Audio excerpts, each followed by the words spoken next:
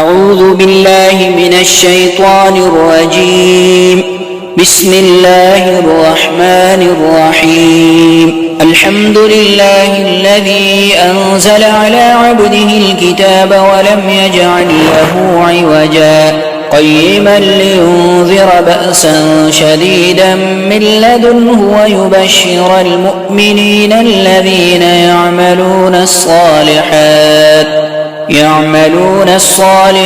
أن لهم أجرا حسنا ماكثين فيه أبدا وينذر الذين قالوا اتخذ الله ولدا ما لهم به من علم ولا لآبائهم كبرت كلمة تخرج من أفواههم إن يقولون إلا كذبا فلعلك باخع نفسك على آثارهم إن لم يؤمنوا بهذا الحديث أسفا إنا جعلنا ما على الأرض زينة لها لنبلوهم أيهم أحسن عملا وإنا لجاعلون ما عليها صعيدا جرزا أم حسبت أن أصحاب الكهف والرقيم كانوا من آياتنا عجبا إذ أوى الفتية إلى الكهف فقالوا ربنا آتنا من لدنك رحمة وهيئ لنا من أمرنا رشدا فضربنا على آذانهم في الكهف سنين عددا ثم بعثناهم لنعلم أي الحزبين أحصى لما لبثوا أمدا نحن نقص عليك نبأهم بالحق إنهم فتية آمنوا بربهم وزدناهم هدى وربطنا على قلوبهم إذ قاموا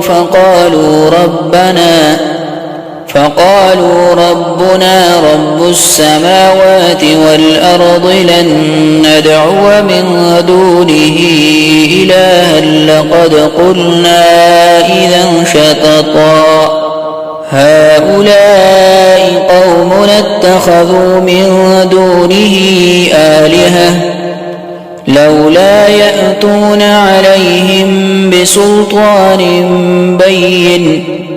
فمن أظلم ممن افترى على الله كذبا وإذ اعتزلتموهم وما يعبدون إلا الله فأووا إلى الكهف ينشر لكم ربكم من رحمته ويهيئ لكم من أمركم مرفقا وترى الشمس إذا طلعت تزاور عن كهفهم ذات اليمين وإذا غربت تقرضهم ذات الشمال وهم في فجوة منه ذلك من آيات الله من يهد الله فهو المهتد ومن يضلل فلن تجد له وليا مرشدا وتحسبهم أيقاظا وهم رقود ونقلبهم ذات اليمين وذات الشمال وكلبهم باسط ذراعيه بالوصيد لو اطلعت عليهم لوليت منهم فرارا ولملئت منهم رعبا وكذلك بعثناهم ليتساءلوا بينهم قال قائل منهم كم لبثتم قالوا لبثنا يوما أو بعض يوم قالوا ربكم أعلم بما لبثتم فابعثوا أحدكم بورقكم هذه إلى المدينة فلينظر أيها أزكى طعاما فليأتكم برزق منه وليتلطف ولا يشعرن بكم أحدا إنهم إن يظهروا عليكم يرجموكم أو يعيدوكم في ملتهم ولن تفلحوا إذا أبدا وكذلك أعثرنا عليهم ليعلموا أن وعد الله حق وأن الساعة لا ريب فيها إذ يتنازعون بينهم أمرهم فقالوا ابنوا عليهم بنيانا ربهم أعلم بهم قال الذين غلبوا على أمرهم لنتخذن عليهم مسجدا سيقولون ثلاثة رابعهم كلبهم ويقولون خمسة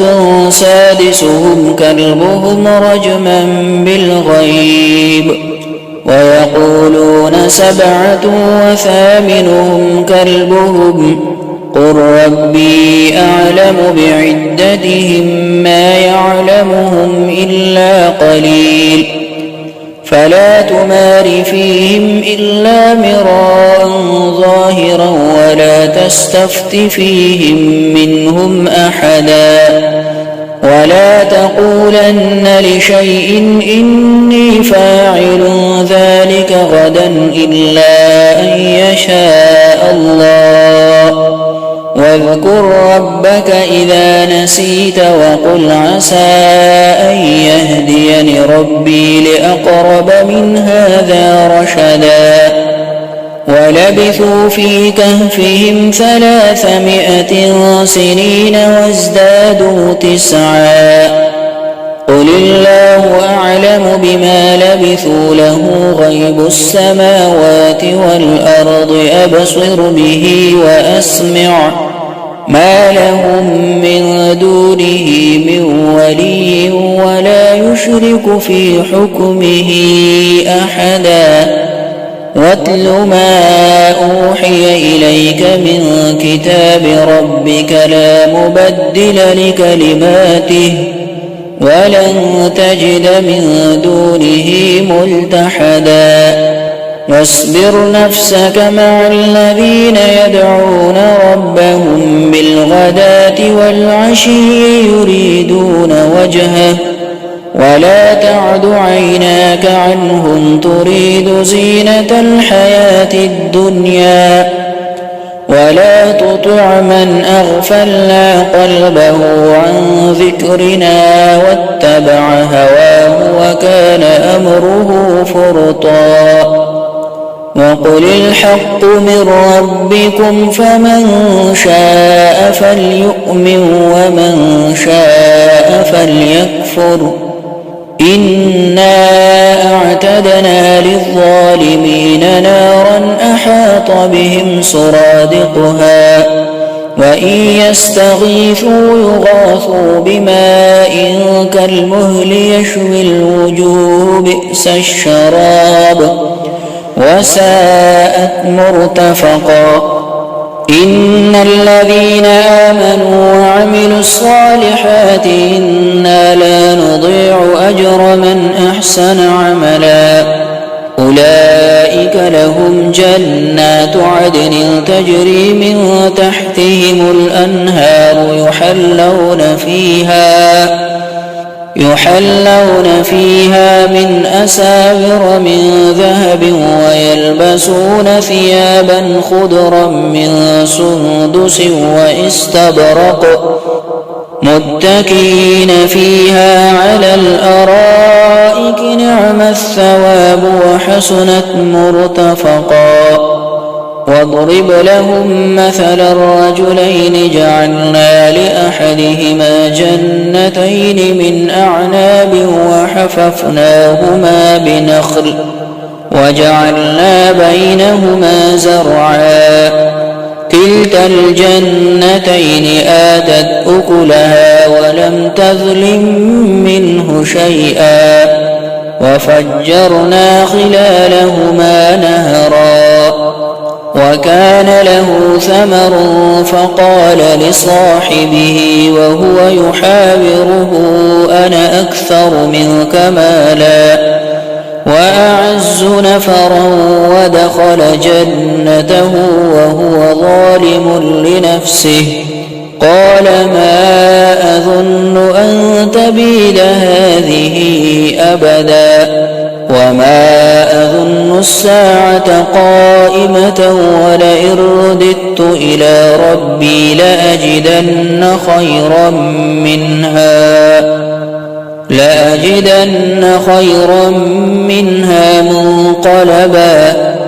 قال له صاحبه وهو يحاوره أكفرت بالذي خلقك من تراب ثم من نطفة ثم سواك رجلا لكن هو الله ربي ولا أشرك بربي أحدا ولولا إذ دخلت جنتك قلت ما شاء الله لا قوة إلا بالله إن ترني أنا أقل منك مالا وولدا فعسى ربي أن يؤتيني خيرا من جنتك ويرسل عليها حسبانا من السماء فتصبح صعيدا زلقا أو يصبح ماؤها غورا فلن تستطيع له طلبا وأحيط بثمره فأصبح يقلب كفيه على ما أنفق فيها وهي خاوية على عروشها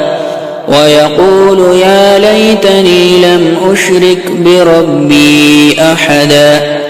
ولم تكن له فئة ينصرونه من دون الله وما كان منتصرا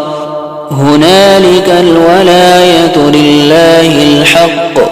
هو خير ثوابا وخير عقبا واضرب لهم مثل الحياة الدنيا كماء إن أنزلناه من السماء فاختلط به نبات الأرض فأصبح هشيما تذروه الرياح وكان الله على كل شيء مقتدرا المال والبنون زينة الحياة الدنيا والباقيات الصالحات خير عند ربك ثوابا وخير أملا ويوم نسير الجبال وترى الأرض بارزة وحشرناهم فلم نغادر منهم أحدا وعرضوا على ربك صفا لقد جئتمونا كما خلقناكم أول مرة بل زعمتم أن لن نجعل لكم موعدا ووضع الكتاب فترى المجرمين مشفقين مما فيه ويقول يا ويلتنا ما لهذا الكتاب لا يغادر صغيرة ولا كبيرة إلا أحصاها ووجدوا ما عملوا حاضرا ولا يظلم ربك أحدا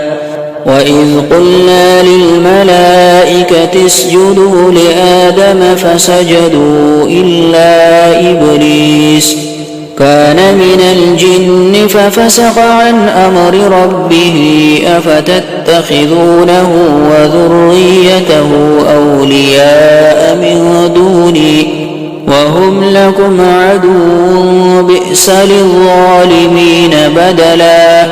ما أشهدتهم خلق السماوات والأرض ولا خلق أنفسهم وما كنت متخذ المضلين عددا ويوم يقول نادوا شركائي الذين زعمتم فدعوهم فلم يستجيبوا لهم وجعلنا بينهم موبقا ورأى المجرمون النار فظنوا أنهم مواقعوها ولم يجدوا عنها مصرفا ولقد صرفنا في هذا القرآن للناس من كل مثل وكان الإنسان أكثر شيء جدلا وما منع الناس أن يؤمنوا إذ جاءهم الهدى ويستغفروا ربهم إلا أن تأتيهم سنة الأولين أو يأتيهم العذاب قبلا وما نرسل المرسلين إلا مبشرين ومنذرين ويجادل الذين كفروا بالباطل ليدحضوا به الحق واتخذوا آياتي وما أنذروا هزوا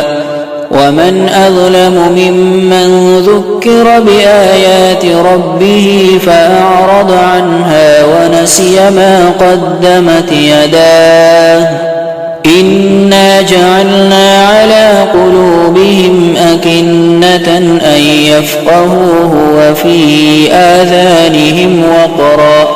وإن تدعوهم إلى الهدى فلن يهتدوا إذا أبدا وربك الغفور ذو الرحمة لو يؤاخذهم بما كسبوا لعجل لهم العذاب بل لهم موعد لن يجدوا من دونه موئلا وتلك القرى أهلكناهم لما ظلموا وجعلنا لمهلكهم موعدا وإذ قال موسى لفتاه لا أبرح حتى أبلغ مجمع البحرين أو أمضي حقبا فلما بلغا مجمع بينهما نسيا حوتهما فاتخذ سبيله في البحر سربا فلما جاوزا قال لفتاه آتنا غداءنا لقد لقينا من سفرنا هذا نصبا قال أرأيت إذ أوينا إلى الصخرة فإني نسيت الحوت وما أنسانيه إلا الشيطان أن أذكره واتخذ سبيله في البحر عجبا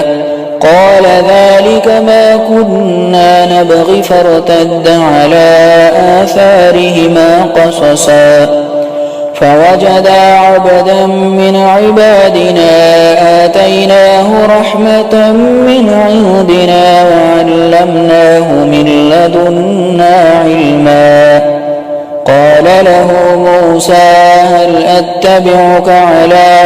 أن تعلمني مما علمت رشدا قال إنك لن تستطيع معي صبرا وكيف تصبر على ما لم تحط به خبرا قال ستجدني إن شاء الله صابرا ولا أعصي لك أمرا قال فإن اتبعتني فلا تسألني عن شيء حتى أحدث لك منه ذكرا فانطلقا حتى إذا ركبا في السفينة خرقها قال أخرقتها لتغرق أهلها لقد جئت شيئا إمرا قال ألم أقل إنك لن تستطيع معي صبرا قال لا تؤاخذني بما نسيت ولا ترهقني من أمري عسرا فانطلقا حتى إذا لقيا غلاما فقتله قال أقتلت نفسا زكية بغير نفس لقد جئت شيئا نكرا قال ألم أقل لك إنك لن تستطيع معي صبرا قال إن سألتك عن شيء بعدها فلا تصاحبني قد بلغت من لدني عذرا فانطلقا حتى إذا أتيا أهل قرية استطعما أهلها فأبوا أن يضيفوهما فوجدا فيها جدارا يريد أن ينقض فأقامه قال لو شئت لاتخذت عليه أجرا قال هذا فراق بيني وبينك سأنبئك بتأويل ما لم تستطع عليه صبرا أما السفينة فكانت لمساكين يعملون في البحر فأردت أن أعيبها وكان وراءهم ملك يأخذ كل سفينة غصبا وأما الغلام فكان أبواه مؤمنين فخشينا أن يرهقهما طغيانا وكفرا فأردنا أن يبدلهما ربهما خيرا منه زكاة وأقرب رحما وأما الجدار فكان لغلامين يتيمين في المدينة وكان تحته كنز لهما وكان أبوهما صالحا فأراد ربك أن يبلغا أشدهما ويستخرجا كنزهما رحمة من ربك وما فعلته عن أمري ذلك تأويل ما لم تسطع عليه صبرا ويسألونك عن ذي القرنين قل سأتلو عليكم منه ذكرا إنا مكنا له في الأرض وآتيناه من كل شيء سببا فأتبع سببا حتى إذا بلغ مغرب الشمس وجدها تغرب في عين حمئة ووجد عندها قوما قلنا يا ذا القرنين إما أن تعذب وإما أن تتخذ فيهم حسنا قال أما من ظلم فسوف نعذبه ثم يرد إلى ربه فيعذبه عذابا نكرا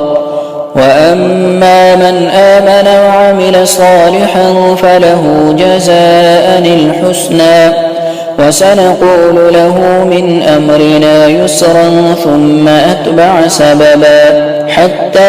إذا بلغ مطلع الشمس وجدها تطلع على قوم لم نجعل لهم من دونها سترا كذلك وقد أحطنا بما لديه خبرا ثم أتبع سببا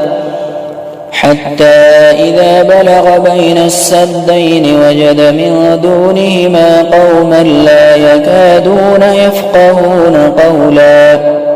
قالوا يا ذا القرنين إن يأجوج ومأجوج مفسدون في الأرض فهل نجعل لك خرجا على أن تجعل بيننا وبينهم سدا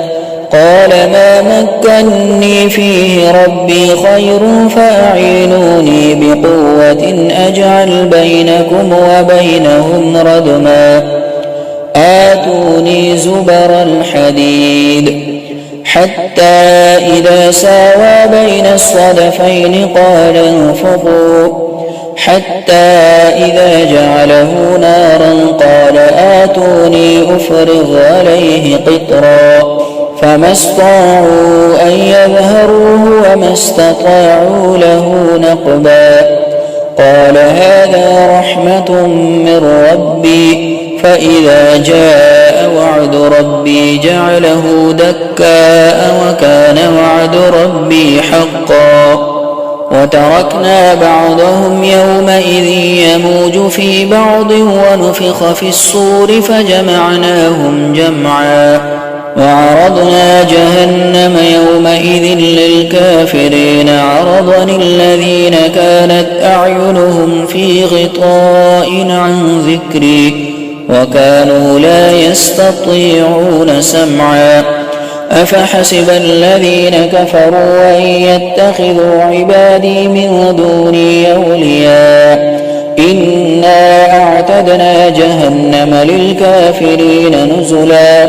قل هل ننبئكم بالأخسرين أعمالا الذين ضل سعيهم في الحياة الدنيا وهم يحسبون أنهم يحسنون صنعا أولئك الذين كفروا بآيات ربهم ولقائه فحبطت أعمالهم فلا نقيم لهم يوم القيامة وزنا ذلك جزاؤهم جهنم بما كفروا واتخذوا آياتي ورسلي هزوا إن الذين آمنوا وعملوا الصالحات كانت لهم جنات الفردوس نزلا خالدين فيها لا يبغون عنها حولا قل لو كان البحر مدادا لكلمات ربي لنفد البحر قبل أن تنفد كلمات ربي ولو جئنا بمثله مددا قل إنما أنا بشر مثلكم يوحى إلي أنما إلهكم إله واحد فمن كان يرجو لقاء ربه فليعمل عملا صالحا ولا يشرك بعبادة ربه أحدا.